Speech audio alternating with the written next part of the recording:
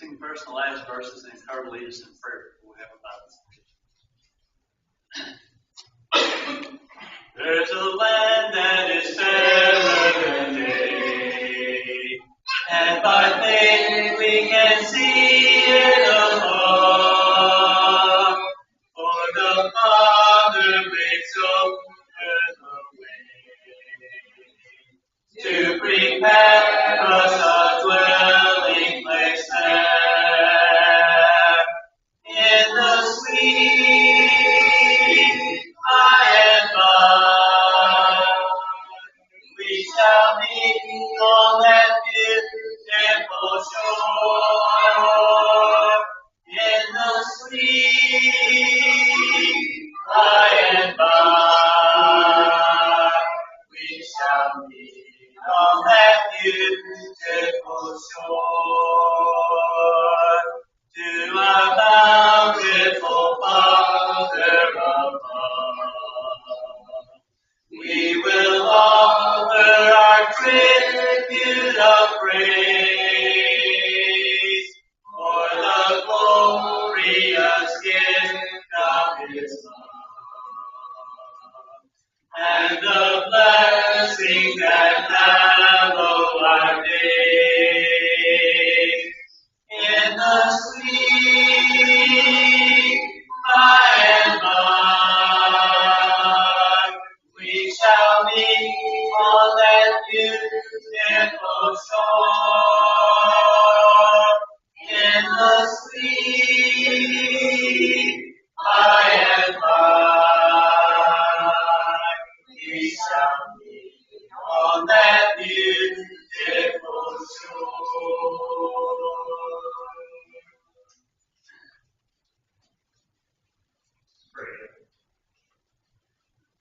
Father, we come before you this midweek, mindful of the opportunity that we have before us to study your word, to grow in our walk with thee. Help us, Father, in that endeavor. Help us to have courage and strength, the confidence that we know that we can have in you through your word. We pray, Father, that you will bless us this hour. Thank you for everyone that's here, and desire to be here. We pray, Father, that you will remove distractions from our lives and help us focus on you. Father, may we edify one another, may we build each other up through things that we do here at this congregation. We pray, Father, that you will bless our upcoming camp. Yes, you will protect us on our way there, give us the things that we need while we're there to be strengthened. We pray, Father, that you will bless the work that's going on. We thank you for this congregation. We ask you to bless us and keep us. Thank you for your Son, thank you for your Spirit. Mercy and grace that you show to us every single day. In your Son's name we pray.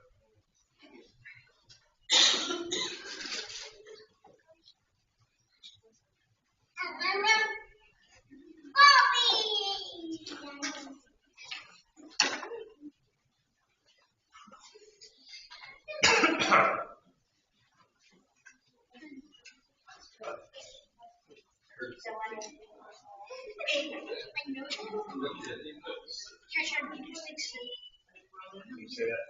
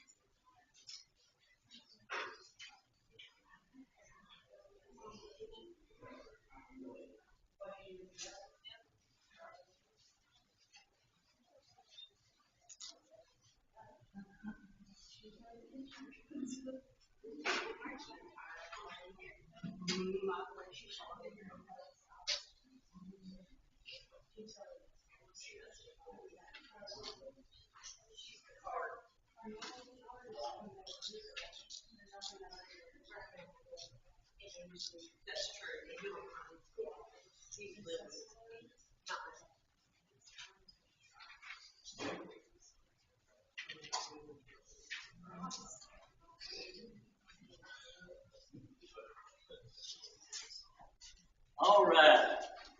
2 Kings chapter 4. Miracle of providence. Elisha.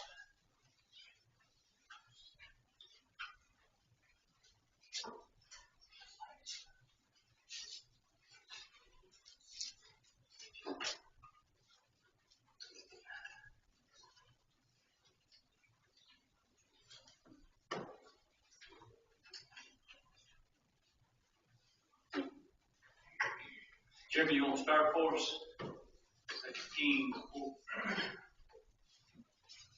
And there cried a certain woman of the wives of the sons of the prophets unto Elisha, saying, Thy servant my husband is dead, and thou knowest that thy servant did fear the Lord. And the creditor is come to take unto him my two sons to be bondmen. And Elisha said unto her, What shall I do for thee?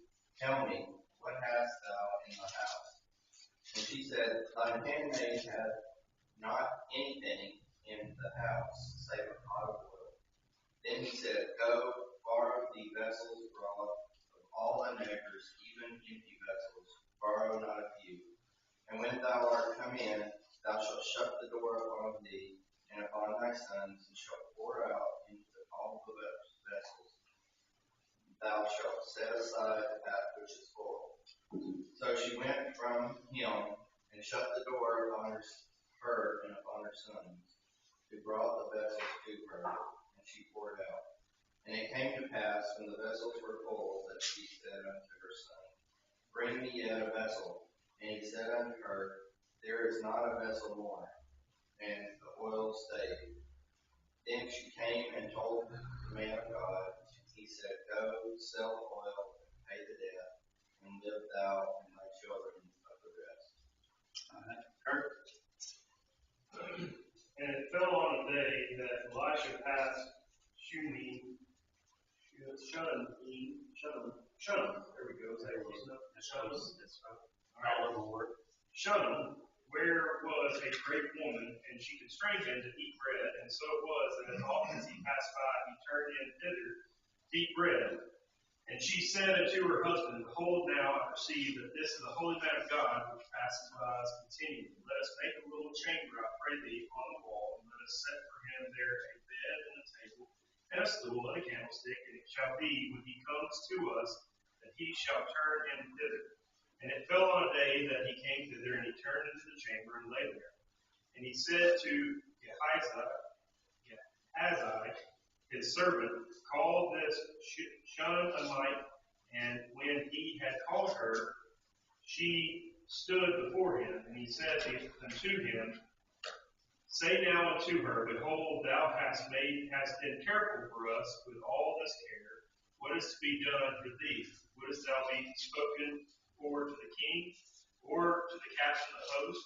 And she answered, I dwell among thine own people. And he said, What then is it to be done for her? And Gehazi answered, Verily, she hath no child, and her husband is old. And he said, Call her. And when he had called her, she stood in the door. And he said, About this season, according to the time of life, thou shalt embrace a son. And she said, Nay, my lord, thou man of God, do not lie unto thy handmaid. And the woman conceived and bare a son at the season that Elijah had said unto her, according to the time of life. When the child had grown, he went out one day to his fathers among the reapers.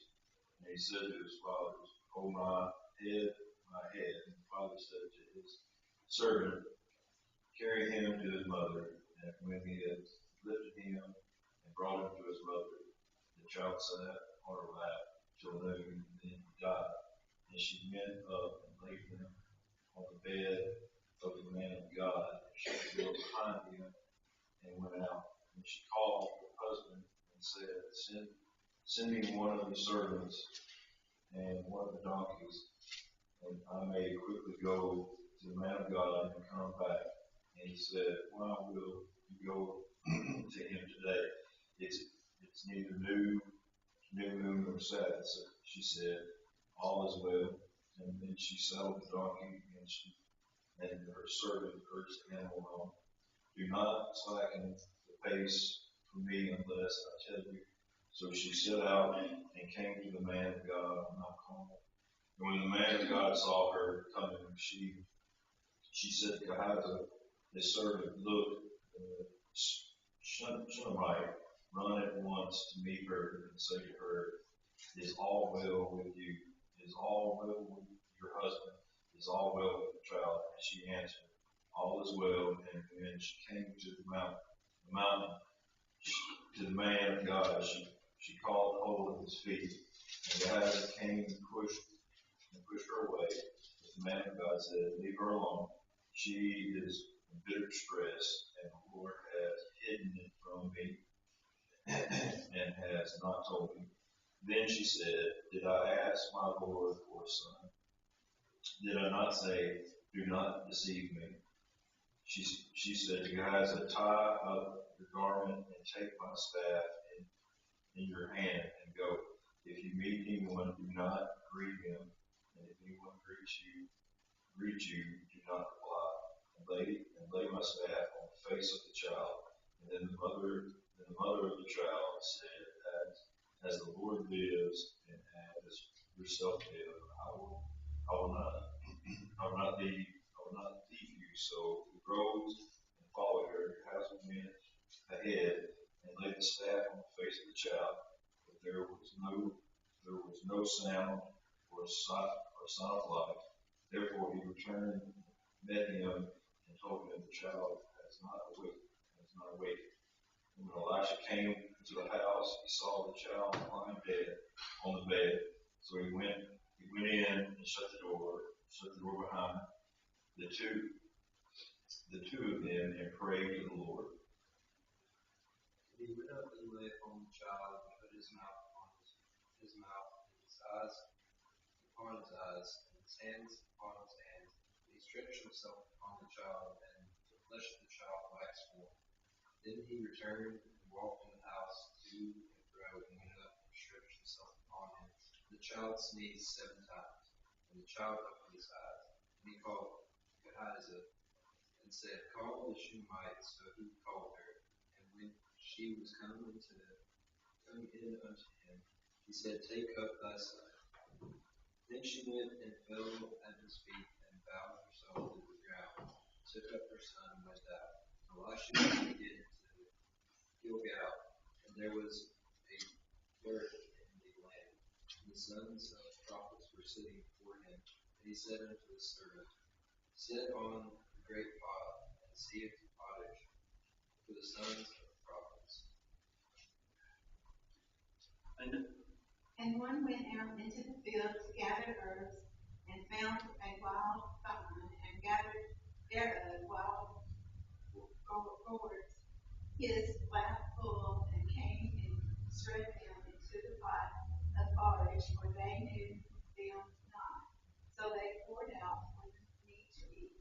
And it came to pass, as they were eating all the porridge, that they cried out and said, O thou man of God, there is death in the pot, and they could not eat thereof. But he said, Then bring meal, and he cast it into the pot. And he said, Pour out for the people that they may eat, and there was no harm in the pot.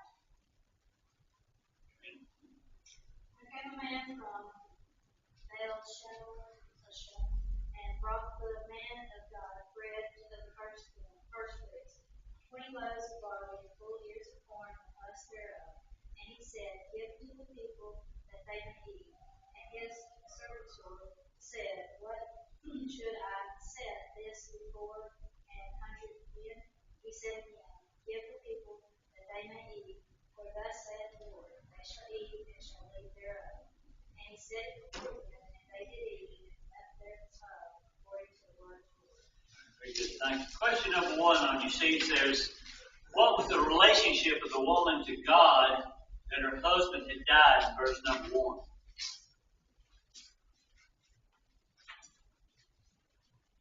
What was her relationship? What relationship is described in verse number 1?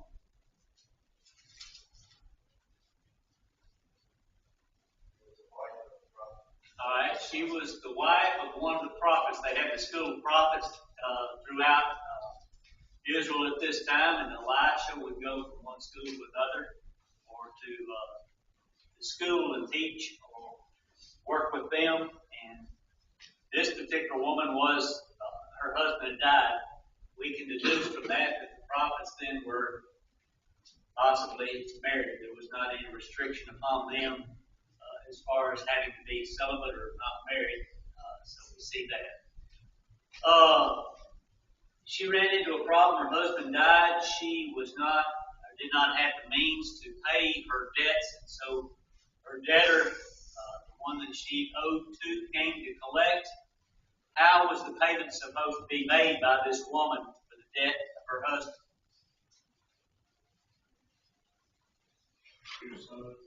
All right, so putting the 2 sons into servitude, selling them possibly to pay the debt, sounds pretty harsh, right? What was Elisha's reaction to the situation as far as what the creditor was asking or demanding of the woman? Yeah, what did he have to say about the debtor? That ain't right. You don't come and get somebody's kids and put them in servitude. What do we think about that? What if I get in a financial bind and they want to come get my 2 sons? I said, please.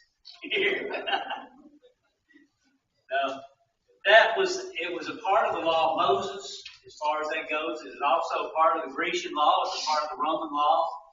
Servitude, or the selling of oneself even into servitude to pay a debt, was a common practice back then. So it was not something that was condemned by Elisha nor by God at this particular time. We would not see it as a reasonable thing in our day and age because we're more civilized people. Question number 2, what resources did she have to pay her debt?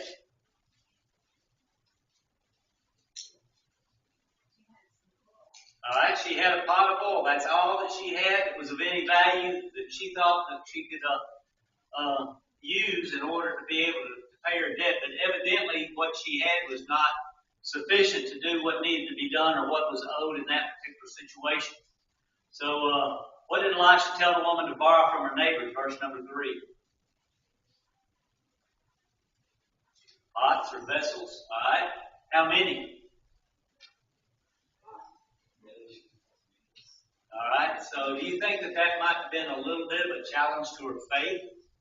You know, go out and get all these pots, don't know what you're going to do. You just go and do it based upon what the man of God had said. She did. They got quite a few. He commanded her to take her 2 sons, go into the house, take the vessels, take the pots with her, shut the door, and what happened?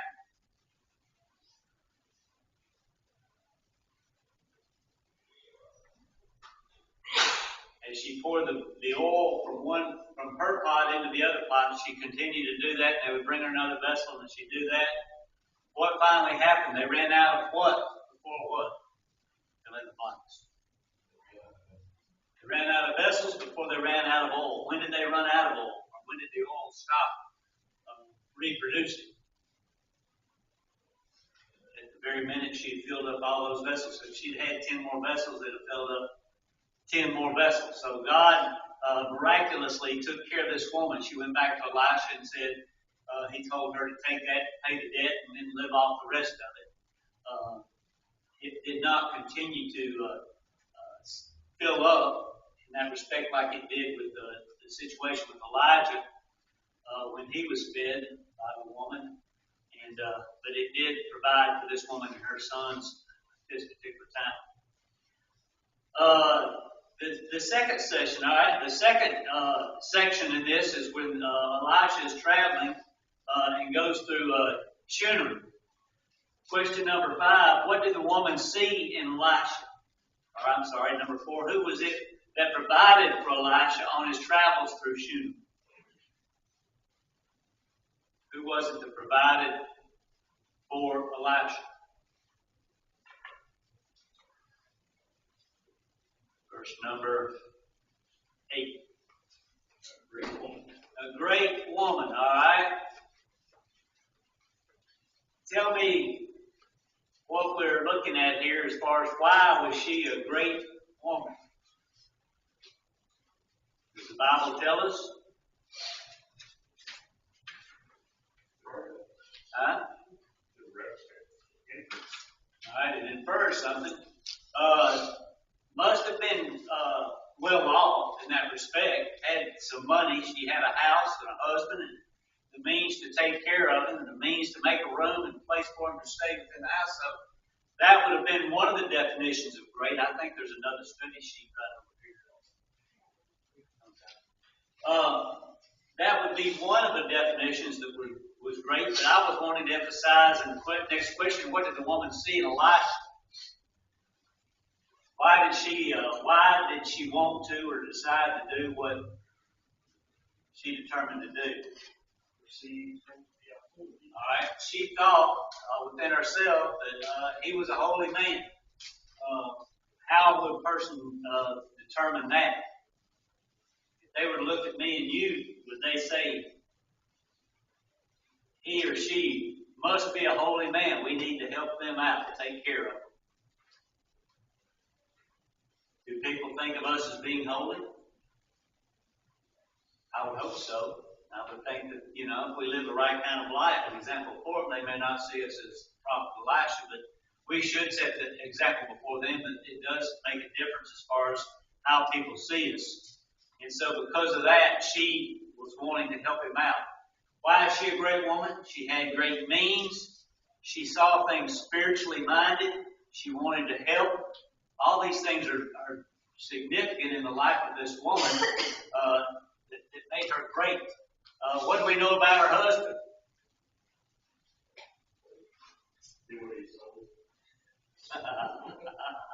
Spoken as a fine single man. What? I think that it was a little bit different. Do you think that he did what he was told there, David? Okay, all right. So he concurred with her, but if you will notice that she approached him when she wanted to help him out and said, "What, Ernest?"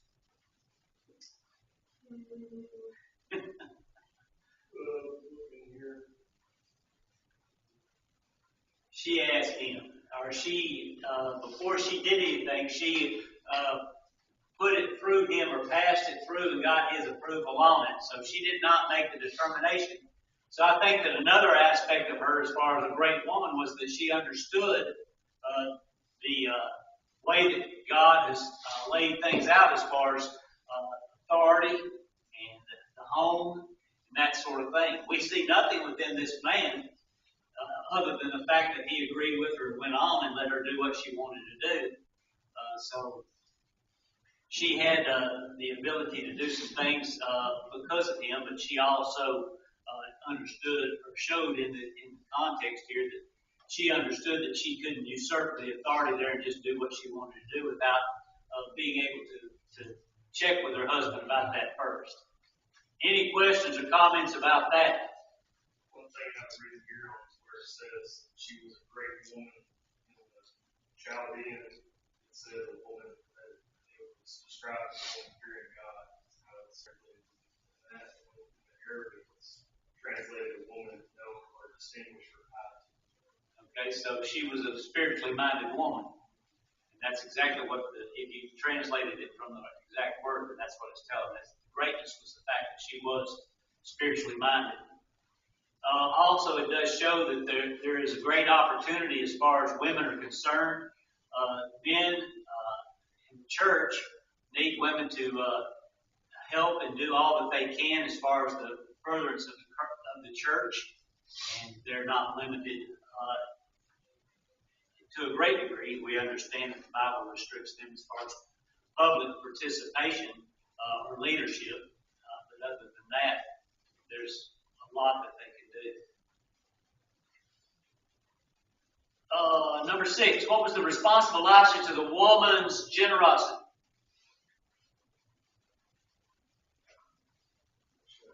All right, he wanted to pay her back or to reimburse her for her generosity.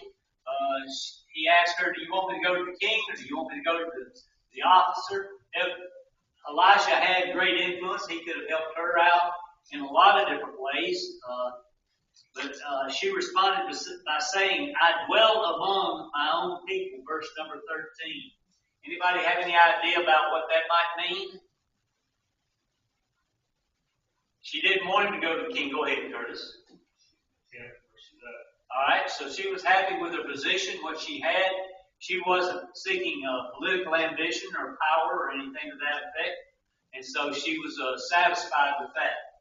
I think that's a lesson for us as well. We're pretty well off as far as people are concerned. We need to learn contentment. We can talk about Paul and his attitude towards the physical things in life, whether it be good or bad. He was content with whatever state he was in. And also we can be reminded of what the Bible says as far as godliness and contentment is great gain. So that's an avenue or a characteristic that we need to apply ourselves toward in this life, which is very difficult. We are ambitious people, and sometimes we allow that to steer us in the wrong direction. Anyone want to add to that? How many people would have that response? I mean, it's a genuine question. What can I do for you? It's very easy. What can I do for you? And people would actually say to a person that they knew was a powerful person that could. That's why y'all don't ask me, because I say, let me have all your money. Because in my mind, she no doubt knew that Elijah could improve her state of life. Yeah. Who wouldn't take advantage of that opportunity? That just shows what kind of heart she had. Another quality that made her a great woman. Absolutely. Number next. She asked for a child. What happened to the child? Question number 8. Child died. All right. So we see that she. Okay. She didn't have a child. Okay, you're right. I got the story a little out of kilter there, but she got a child. But in the approach, as he's pointing out, when he offered to have her to have a child, she said, don't deceive me, don't lie to me, don't give me a child and then have it taken away or just act like it's going to happen. So she was she wanted a child. That was an important aspect to her, but she didn't want to go through the heartache of possibly losing a child as well. So the child died. Number 9, who did the woman turn to in her desperate situation? Verse number 22.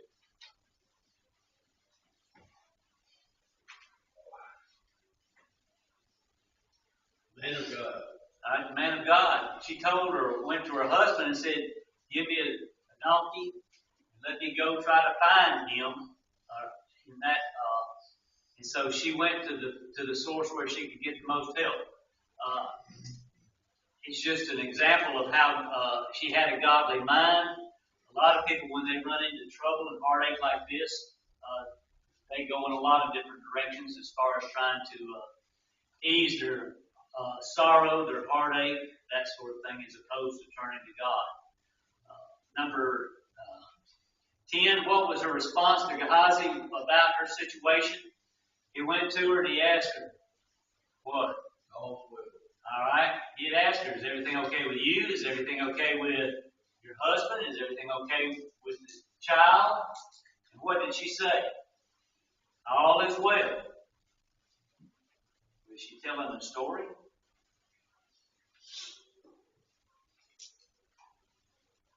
I got a yes and a no. Okay, that's a possibility. It could have been also the fact that I don't know with the response she had as far as not being deceived. She knew that whatever the situation was, it would all turn out well eventually.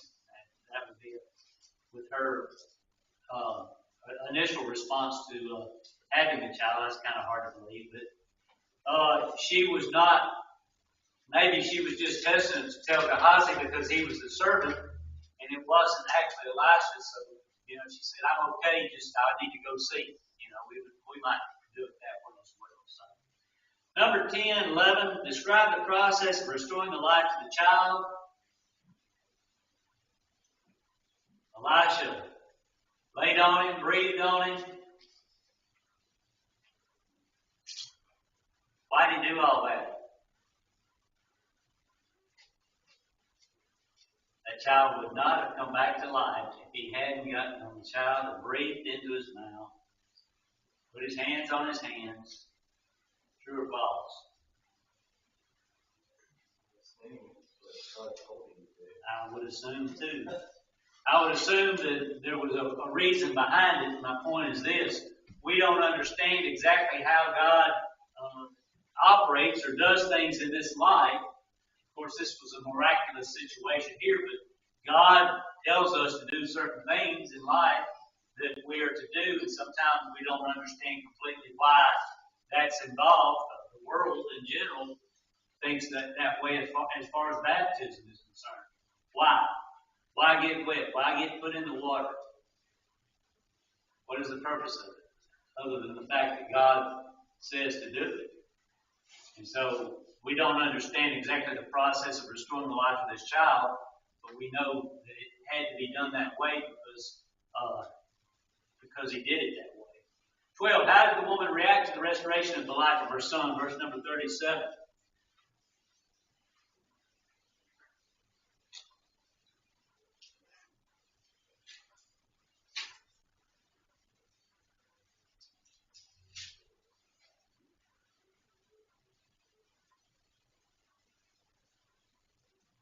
It says here, she fell at his feet, bowed herself to the ground, took up her son, and went out. So she paid respect.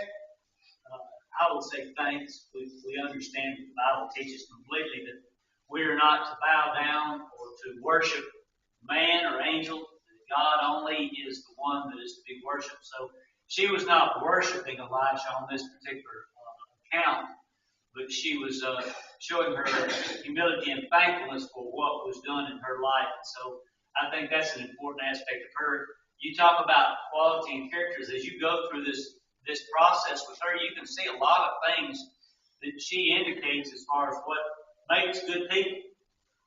And we can learn a lot from her in that respect. Thankfulness shows here as well. 13. What problem was happening in Israel at this time? Verse number 38.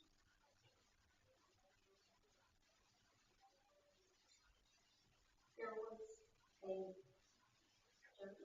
Dirt. All right. Dearth in the land. The dearth, another word for dearth is a lack of or famine. All right. So there was a shortage in the land of food. Who was being hurt by this particular dearth?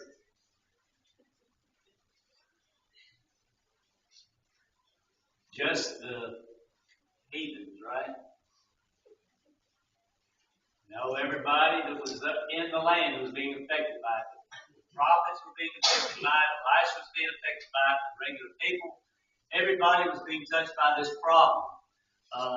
What was Elisha's suggestion for those prophets who were with him at that particular time? All right. Interesting to note here, I made a note on this that this was a man telling another man to do some cooking, and everybody started dying. I think that probably the women should be cooked. What do you think, Arnold? You'd start.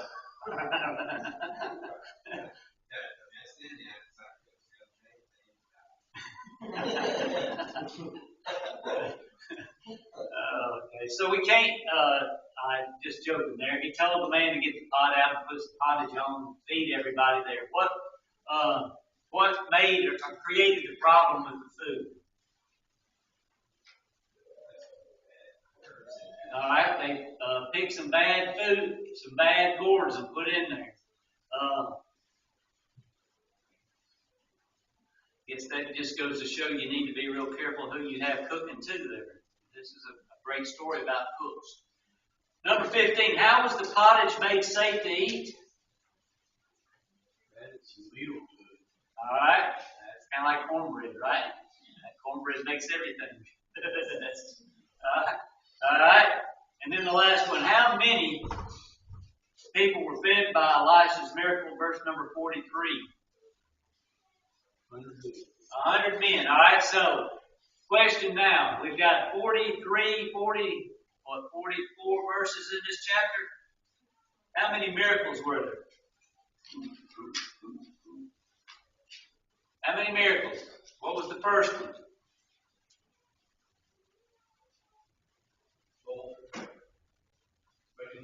Oil for payment. So we know there's one. All right, what was the second one?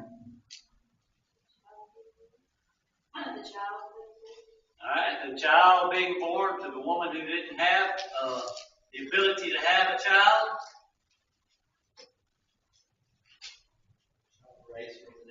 Child raised from the dead.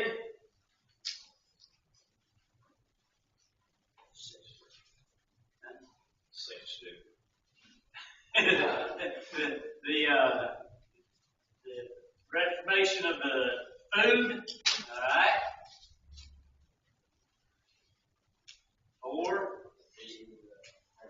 feeding the 100 with a little bit of food. That's 5. What was Elisha's request when Elijah went up into heaven? When Elijah was getting ready to go, he says, "What can I give you?" What was his request? A double portion of your spirit. We see here in Elisha over and over again, he's able to do all these miracles. Elijah did some, we know, but Elisha was doing more and having a greater influence in that respect. As far as the miraculous and helping people out, doing things there to the help of God as far as miraculous. All right, so we see within this chapter all kinds of miracles being done, and God working through the miraculous. Can you see in this chapter any evidence of the providence of God? Providence of God.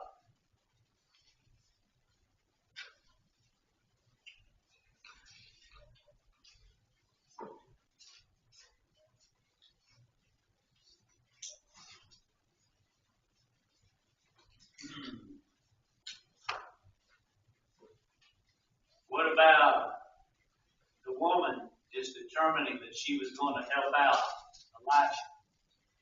Did God have a hand in that? You know, I see him traveling back and forth. Let's build him a room so he can stay in. I think that might have been the providence of God working on behalf of Elisha there. Possibly. All right, another one that I saw or thought about there is when the child died, and she went and told her husband to give me the donkey and let me go find him. And he said, "How are you going to find him? It's not new moon, it's not the Sabbath. He's not going to be at a certain place like he normally would be on a holiday or a religious day." She says, "Everything's going to be all right." What she did? She went straight to Carmel, and there he was. God was working in her behalf. We quite often look at the Bible and think about all these different examples of the miracles that God did to help people out. And we use that or think about that in the sense of it provides faith for us that God will help us, not miraculously, but we can oftentimes, if we'll take the time and look at it in these accounts, there's times where God providentially worked things out for people. And we talked about the greatness of this woman, specifically how he worked out things for her to have her son miraculously healed, but she had to first find the prophet to do that, which was providentially taken care of there as well. She didn't see God working. Perhaps she just believed it would happen, and she went out, and God put the two together so that things could take place. So we need to also look at the providence of God, because providence is at work today in our lives, or in the world today. Miraculous is not working. We cannot depend on God to help us out miraculously, but we can depend upon God providentially to help us through our situations, whatever the problem may be, to get to the end, as long as it's according to His divine will. We need to trust in God and look for those providential care of God as well. Any comments along those lines? All right, we got about 10 minutes. We have a song, do some announcements, and extend the Lord's invitation.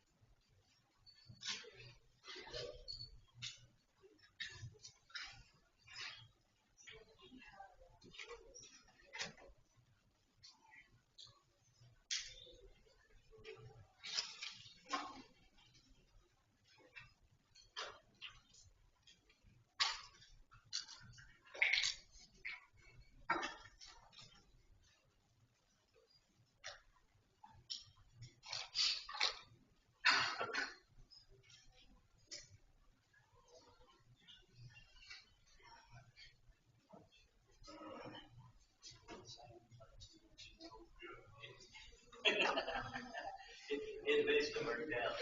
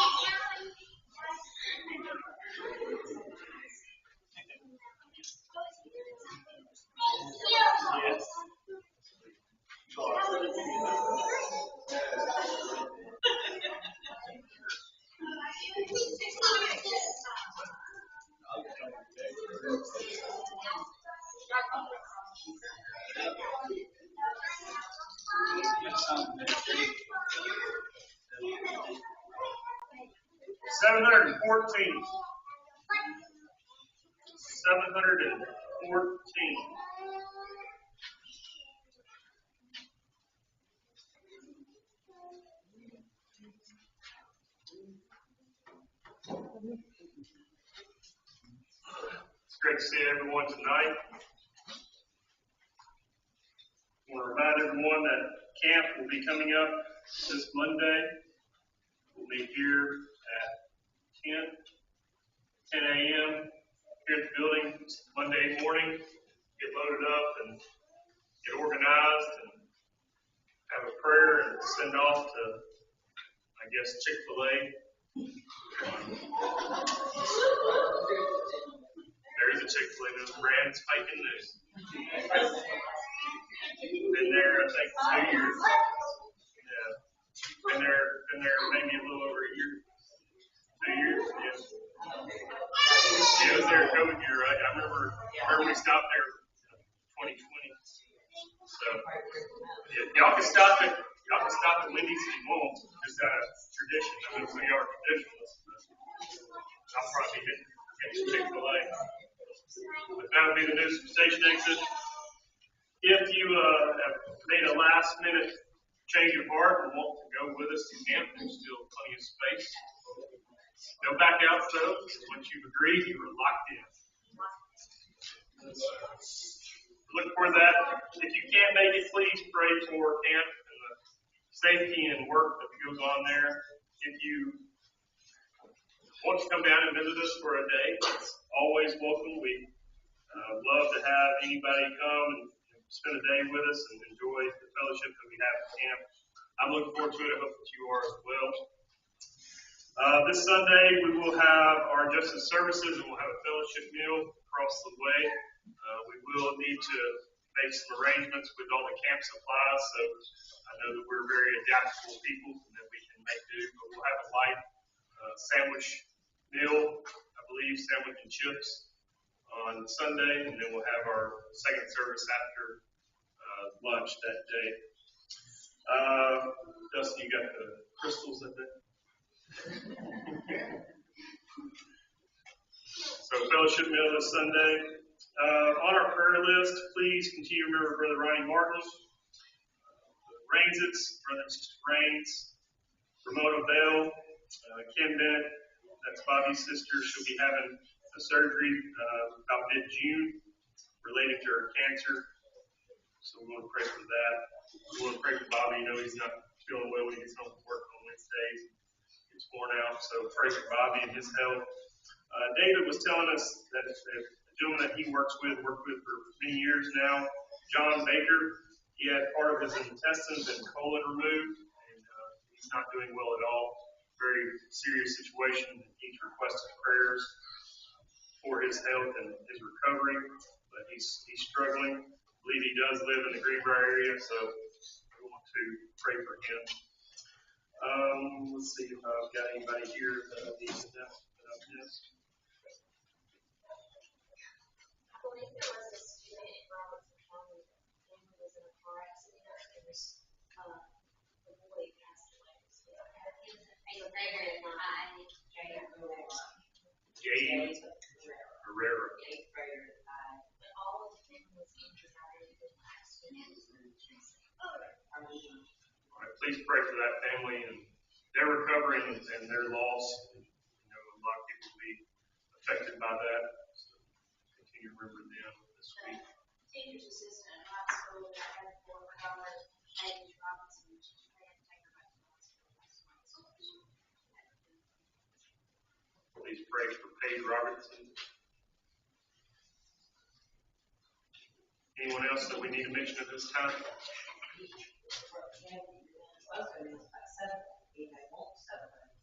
Just raise the money on that table. There's no order how much money to collect. Two subs.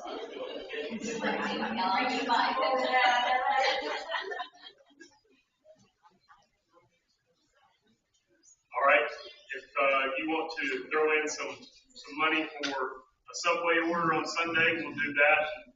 We'll collect that tonight. Okay. Nothing else? We will be meeting here next Wednesday night. For those who are staying behind, we will reach out and see if we can get somebody to teach a class and somebody to extend the invitation, somebody to lead a song. If it's all just one person, they can do it, I'm sure. I'm looking around and everybody's looking down, looking at the wall. But we want to encourage those who are not able to go to continue to support the work here, and know that you will. So we'll make arrangements as far as that goes for next Wednesday night as well. Thank you, Kurt. Have your Bibles. I wanted to just go over just a little bit of what we discussed in class tonight with Elisha in 2 Kings chapter 4. The very last part of that chapter is talking about the deadly food. It says in 2 Kings chapter 4, verse 38, and Elisha came again to Gilgal, and there was a dearth in the land, and the sons of the prophets were sitting before him, and he said to his servant, set on a great pot, and seek pottage for the sons of the prophets. And one went out into the field to gather herbs, and found a wild vine, and gathered thereof wild boars, his lapful, and came and shred them into the pot of pottage, for they knew them not. So they poured it out for the men to eat, and it came to pass, as they were eating the pottage, that they cried out and said, O thou man of God, there is death in the pot. And they could not eat thereof. But he said, then bring meal. And he cast it into the pot, and he said, pour out for the people, that they may eat. And there was no harm in the pot.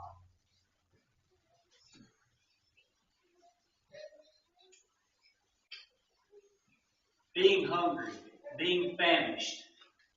These people were in a bad situation in the sense that they did not have food. They were in a famine. There was a lack of food, and so they had a little bit, so they were going to take advantage of it. We often are hungry our own selves. One of the greatest, or probably the most driving force in mankind is that of hunger. When somebody doesn't have enough to eat, when they're famished, they can get pretty ill. They don't want to think about anything else but eating. And that's true of us as well. I'm not going to go down that road too much, but I've run across a few hangry people in my time. May have been one of them, I don't know. But you know, there's a hunger in mankind that a lot of people don't recognize, and that's a hunger of the Spirit for God. God made mankind to hunger after Him, and people are not. They have a hole within their spirit, within their heart, and they understand nothing about it. They don't know how to fix it. And a lot of people go about trying to fix it in a lot of different ways. With entertainment, with work, with all kinds of substances as far as that goes. And so they continue to add on, and they never get to the point where they feel whole within themselves. Feel that sense of fulfillment in their lives. Because they're not trying to do it in the right and proper way. That, I think, is kind of like what is talking about this deadly pot here. These people had a source of food, but it was of no value to them because it wasn't because it had poison in it, basically. But the same thing is true if we try to fill our lives with things other than God and God's Word and the spiritual life. It's going to be deadly for us as well. Deadly for anybody as far as that goes, because without the spiritual nourishment that we need as being in the image of God, we're going to die that way. Jesus said, labor not for the meat which perisheth, but for the meat which endureth unto everlasting life, which the Son of Man shall give unto you. For him hath God the Father sealed. Jesus told those that would be the happiest in this world would be happy would be those who hunger and thirst after righteousness. Is that what we're doing with our life? Are we fulfilling the things that we need in life? Are we making ourselves whole spiritually by applying ourselves to eating and participating in the nourishment that God has provided for us in the Word of God? What happens is when people fail to nourish themselves spiritually speaking, then that's when they sin before God. It is the nourishment that provides for us the ability to overcome those things that stand in our way, that causes us to yearn for things in our lives. God gave Elisha a means or a way in order to fix the problem they had with that pottage that had been made. Take a little meal, put it in it, and it was made edible again. The same is true as far as our lives are concerned with the hope we have in our hearts. God has provided for us a fix that we can apply and get that nourishment that we need and get that spirituality that we need by believing in Jesus Christ, repenting of our sins, confessing as the Son of God, and being baptized. By that, we have the means of fulfilling that need in our lives. And we study God's Word, we pray to God, we apply ourselves towards spirituality, and we continue to grow. And we become the kind of happy people that Jesus promised in Matthew chapter 5. Tonight, are you fulfilled in your life with Jesus Christ? Are you seeking a path away from Him that is leading to malnutrition and eventually death? Tonight would be a good night to get your life right if you've got a problem. It can be fixed by God by doing the things that God has said to do.